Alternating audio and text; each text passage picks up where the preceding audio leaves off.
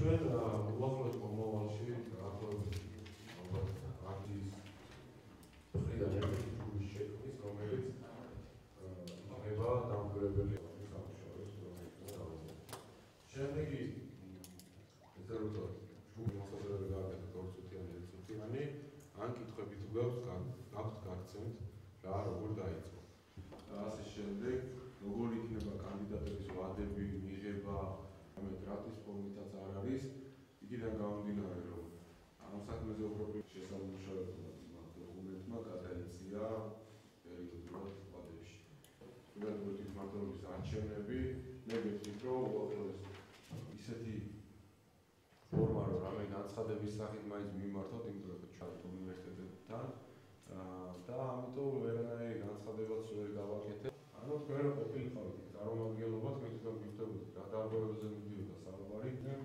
ბატონ ზურაბს ხელს ახლა მე ზურაბს არ ვიცავ, გამიჯერეთ რომ ჩვენი ნაცნობალიან უხეში ჩარევა იყო და თქვენ თვითონ ვერ რო გაერკვევით უმრავლესობაში ჩვენ ვფიქრობთ რომ იგივენაირად უნდა წამოიწყოს თვითმმართველობის არჩევნები.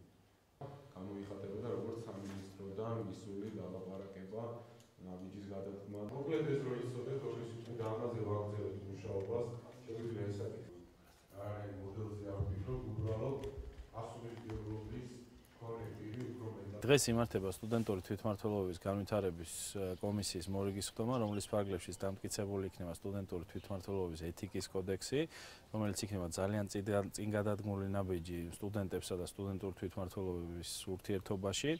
ამავდროულად მიღებული იქნება ახალი სტრუქტურა, რომელსაც ეთანხმება საქართველოს ყველა უმაღლესი სასწავლებლის თვითმმართველობის წარმომადგენელი და შემდგომში შევეცდებით, რომ ეს სტრუქტურა ამავდროულად იყოს გარანტირებული შესაბამისი საკანონმდებლო ცვლილებებით იმისათვის, რომ მივიღოთ ისეთი სტრუქტურა სტუდენტური თვითმმართველობებისა, რომელიც სურს თავად ამ თვითმმართველობების წარმომადგენლებს. პირველ რიგში დიდ მადლობა მინდა გადავხადო სპორტისა და ახალგაზრდობის სამინისტროს, რადგან ესე ვთქვათ, ორგანიზებას უწევს გავსი ტიპის ღონისძიებებს.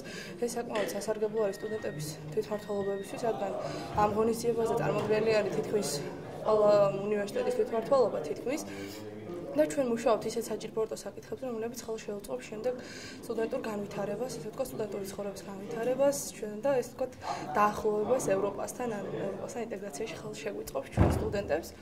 და აქედან გამომდინარე, მივესალმებით გავსიდიათ ჩვენ ვჯელობდით ახლა საკითხებზე, ეთიკის კოდექსი და ესე ვთქვათ, სტრუქტურა თვითონ უნივერსიტეტის თვითმმართველობის და საკმაოდ კარგი ინიციატივა ეს სამინისტროდან და მე იმედი მაქვს, რომ შემდეგში მოხდება ესე ვთქვათ, ამ ინიციატივის გაგრძელება და ეს არ შემოიფარგლება რაღაც ერთჯერადი პროექტებით. შეხვედრა საკმაოდ პროდუქტიული იყო, იმიტომ რომ მთელი 3 დღის განმავლობაში ჩვენ სხვადასხვა რიგი საკითხები განვიხილეთ, ესენი განსხვავდება სხვადასხვა უნივერსიტეტების თუ ორგანიზაციების პრობლემური საკითხებიდან გამომდინარე. და ეს არის უპრეცედენტო, აქამდე უპრეცედენტო შესაძლებლობა გვაქვს ახლა, რომ აი ამ საკითხებზე ერთად, როგორც სტუდენტური თვითმმართველობა, ისევე სხვადასხვა ორგანიზაციები დავსვდეთ და ვფიქრობთ აი ამ საკითხების გადაჭრის მოგვარების ხსებზე.